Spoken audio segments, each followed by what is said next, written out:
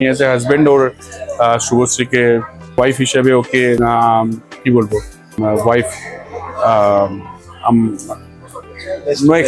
Next no explanation.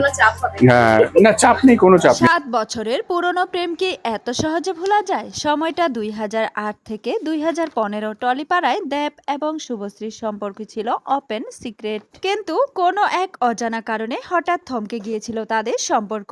এমনকি দুজনের মুখ দেখা দেখি পর্যন্ত বন্ধ হয়ে গিয়েছিল। সেই জুটি কাজের দোহাই দিয়ে আবারও এক হয়েছে 2025 সালে, কিন্তু তারপর থেকে যেন তাদের ঘনিষ্ঠতা ধীরে ধীরে বেড়েই চলেছে।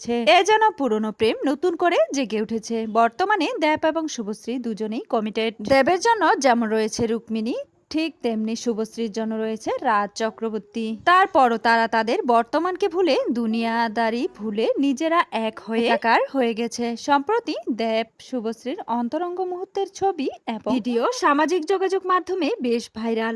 পৃথিবীর কোনো স্বামী তার নিজের স্ত্রীকে তার প্রাক্তন প্রেমিকের সাথে সহ্য করবে না, এটাই তো স্বাভাবিক।